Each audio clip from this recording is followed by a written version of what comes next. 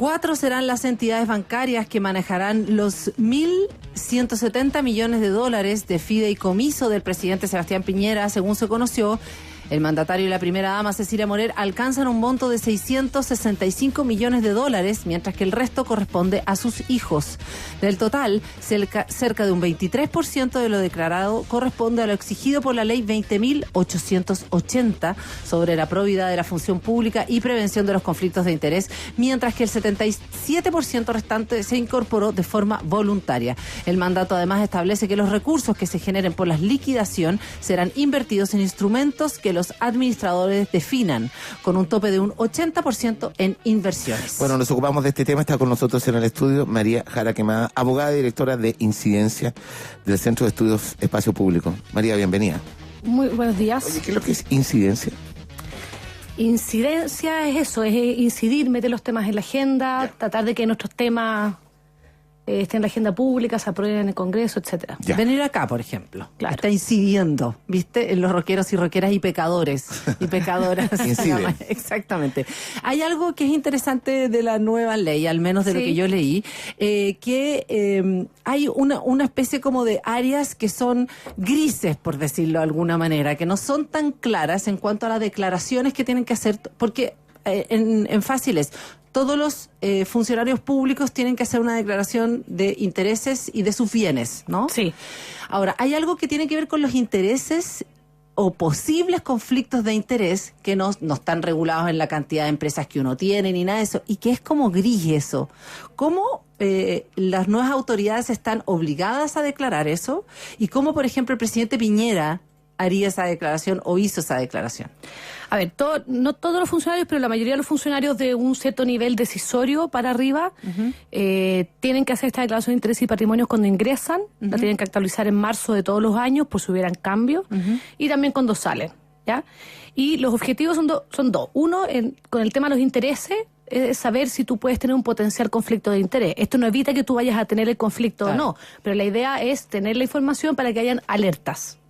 Y las de patrimonio es saber que en Chile en general esto no ocurre mucho y bueno, si se hace requiere una ingeniería que obviamente no se detecta a través de la declaración de patrimonio, es saber si tú en el fondo te robaste plata. Si ingresaste con X patrimonio y ganando el sueldo que tenías saliste con algo muchísimo mayor, bueno, hay una sospecha ahí que está sucediendo. Claro. Pero esto no implica que no vaya a haber un conflicto de interés. Entonces la idea es que se declaren todas las sociedades que se tienen, los trabajos anteriores que se han hecho, las relaciones que tú puedes tener profesionalmente con ciertos gremios, por ejemplo. Y la idea también fue incluir como a ciertos parientes cercanos. Ahora, claro, no quedaron perfectas, pero quedó mucho mejor de lo que teníamos antes. No sé si ustedes vieron hace poco que CIPER sacó y estuvo mirando las declaraciones de todos los candidatos que ganaron en el Parlamento. Y hoy en día un periodista, por ejemplo, requiere hacer mucho menos trabajo de investigación que lo que se requería antes con las declaraciones que eran absolutamente incompletas. Hoy tienen bastante más información, uno puede saber bastante más cuáles podrían ser los conflictos de interés de las personas. Y la otra novedad es lo del fideicomiso. El fideicomiso antes no estaba regulado, no era obligatorio. Si se acuerdan, Piñera en su primer gobierno lo hizo, pero lo hizo voluntariamente, él no estaba obligado. Entiendo yo, una parte de su patrimonio, ¿no? Exacto. Ahora, a nuestro juicio el fideicomiso tampoco, tal como quedó regulado, no es lo que nosotros creíamos que era mejor. De hecho, la Comisión Engel lo que proponía era que fuera un fideicomiso diversificado, que es distinto al ciego. Acá el ciego, ¿cuál es el objetivo? La idea es que cuando tú tienes fortunas grandes, ya no todos están obligados a hacer un fideicomiso, de hecho son pocos los que están obligados a hacerlo.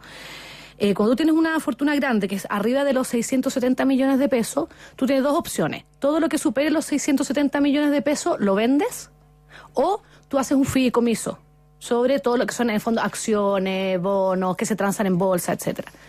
Y este fideicomiso, la idea es que se liquida todo lo que tú tienes, estas inversiones, y el que lo administra, que son, por ejemplo, estos bancos, el que lo administra lo invierte en instrumentos que tú no sabes cuáles son. ¿Así funciona el día a día? Así funciona. Él me preguntaba. ¿Ya? Entonces, o sea, el dueño de ese capital no tiene idea. No tiene idea. Solo recibe un informe mensual. ¿Cómo Claro, en el fondo va sabiendo cómo va o sea, él va sabiendo un poco cómo va su patrimonio, pero él no sabe en qué está invertido. Entonces, por ejemplo, los periódicos mostraban en qué invirtió Piñera los últimos meses. Entonces, por ejemplo, compró acciones de SMU. Bueno, esas acciones se van a liquidar. ¿ya? Entonces él no sabe dónde va a estar invertido su dinero, ¿ya? Y la idea es que estas personas, estos bancos que están administrando este patrimonio, por eso se llama ciego, no se comuniquen con Piñera y no le den información, ¿ya? Y hay sanciones si es que eso ocurre. Ahora, ¿por qué se proponía en vez el diversificado? Porque uno tiene que confiar en que estas personas no van a comunicarse. Y obviamente, si es que lo hacen, hay sanciones, ¿ya? Pero el diversificado lo que hace es, evitemos ese tema. Mejor hagamos una cosa. Lo que se establece es, todo se tiene que invertir en instrumentos tan distintos y con porcentajes tan bajos que cualquier decisión que usted tome no va a influir en eso. No va a hacer que usted gane más o menos plata. O sea, ese es el que Espacio Público como institución propuso. Claro, se propuso. La Comisión Engel propuso eso. De hecho, y nosotros lo estamos, claro. Para evitar en el fondo de alguna manera, porque uno igual, aquí discúlpame, voy a hablar como ciudadana, uno tiene la sospecha de que efectivamente uno ve, yo decía ya, 4 personas o 5 personas administran la fortuna del presidente Piñera. Yo digo, seguramente esas 4 o 5 personas se conocen al presidente Piñera o conocen al hijo del presidente Piñera, que de alguna manera también ha tenido que ver, uno de esos hijos especialmente con el manejo de la fortuna del presidente Piñera. ¿Cómo sé yo efectivamente que esa gente no se junta en un asado, no se encuentra no sé, pues si se encuentran socialmente también? Pues aquí... Sí, ahora, yo creo que hay un tema también o sea, son instituciones que se dedican a esto y que también afectan bastante su reputación si es que se supiera que tienen comunicación. Entonces, la idea es que no, pero puede pasar. Entonces, por eso el diversificado... No hay control sobre eso, o sea... No, pues... Excepto que pero denuncia, tendrías ¿no? que hacerlo, claro, y tendrías que hacerlo como dice el Andrés, en un asado, en un sauna, en un club de golf, calladito. O sea, de hecho en un club de golf si te ven ya igual sería como no se ve bien. Entonces, claro, una denuncia, etcétera. Una denuncia lo podría activar. Sí. Exacto. Bueno, y el diversificado también la gracia que tiene es que es transparente, por así decirlo. O sea, nosotros sabemos dónde está invertida la plata, no hay duda. De hecho, el mismo presidente en este caso sabría dónde está invertida. Pero como está, por ejemplo, en depósitos a plazo o en bonos del Tesoro, como lo hizo Obama, ¿ya? Y de manera tan diversificada, en el fondo, cualquier decisión que tome el presidente no va a afectar ni positiva ni negativamente esas inversiones, ¿ya? Entonces esa era la figura que se prefería para estos casos. Ahora, claramente tener un fideicomiso ciego igual es un gran avance comparado con lo anterior. O sea, antes no existía nada y dependíamos de la voluntad en este caso Piñera lo hizo, pero habían otras personas que podían tener el mismo menos claramente, pero podían tener más arriba de 650 millones y no lo hacían. Entonces es bueno que tengamos este instrumento que controla mucho más todo lo que es el conflicto de interés que pueda tener una autoridad para beneficiarse a sí mismo con el patrimonio. ¿Está regulado que uno, de alguna manera, uno no se pueda reunir con esa gente? ¿Existe una normativa? Sí, la normativa dice, o sea, acá no pueden haber comunicaciones, o sea, no pueden haber comunicaciones sobre este tema. Ya. Entonces, y hay sanciones y sanciones en multa bastante altas, o sea, van de los 2 millones a los 95 millones. ¿Cuánto? De 2 millones de pesos a 95 millones. 2 millones, po. Pero bueno, digo, para esa fortuna. O sea, otra cosa que también yo leí, o sea, para uno... no sé si estoy bien, es que... Yo de aquí me voy a hacer un fideicomiso ciego. No, pero directo. A esa gente no es tanto dinero, po. Ahora, otra de las cosas, estamos conversando con... Bueno, perdón, además a las empresas, estas empresas que tienen que estar inscritas en la super de valores, ¿ya? O en la super de bancos para poder administrar el fideicomiso, las sanciones también pueden ser suspensión de la inscripción o cancelación de la inscripción y ya no pueden ejercer en el fondo como administradoras de fondo. Entonces también es...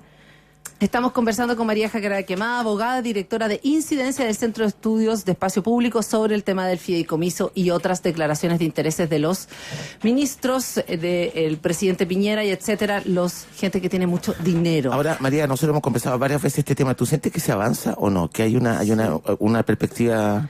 Porque, claro, las leyes, está bien, pueden ser mejores o peores, pero también aquí tiene que haber una cuestión cultural de nuestras autoridades, de quienes llegan a estos cargos, para, digamos, acomodarse y cumplir toda esta legislación. Sí, yo siento que se avanza. De hecho, lo venía conversando camino para acá con la persona que me trajo, que hablábamos de que en Chile, efectivamente, y yo creo que en general en el mundo, la ciudadanía está mucho más exigente. O sea, el estándar de tolerancia que tenemos es muy distinto del de hace 10 e incluso 5 años antes. O sea, yo creo que nosotros tolerábamos ciertos privilegios o ciertos actuares de autoridades u otras personas que hoy en día son totalmente intolerables. Entonces, eso es un cambio cultural que le exigen a otras autoridades también. O sea, ellas se ven enfrentadas a situaciones que antes, quizás, por ejemplo, el subsecretario de Salud que no asumió, probablemente hace 10 años atrás eso no hubiera sido un tema. Hoy en día esa persona no pudo asumir el cargo. O sea, así, no pudo asumir el cargo.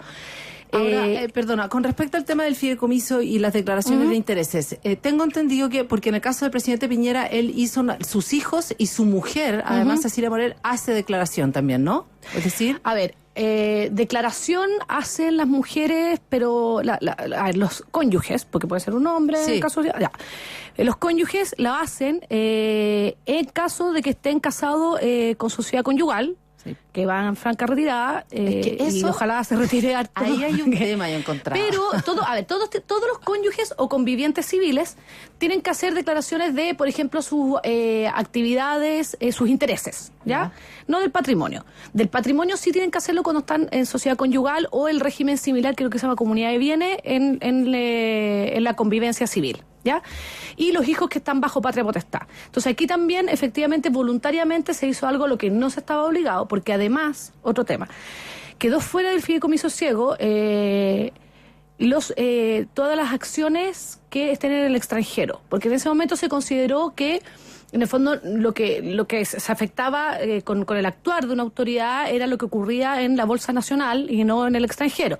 Pero después con el caso Exalmar nos dimos cuenta de que efectivamente lo que hagan ciertas autoridades también puede afectar las inversiones que puedan tener en el extranjero. Entonces ese es otro cambio que nosotros creemos que debiera hacerse. A ver, espérate, el presidente Piñera, ahora no, pero el presidente Piñera lo incluyó todo. Ya, pero por ejemplo, el ministro de Economía... No está obligado. Que según lo que yo tengo entendido, gran parte de su patrimonio está en el extranjero, él no va... Está obligado a declararlo, pero si tiene inversiones por más de 660 millones en el extranjero, no tiene que hacer un fideicomiso, pero sí se declara. Ah, ok, ya. O sea, pero lo puede seguir administrando desde por su ejemplo, oficina. Se trata de...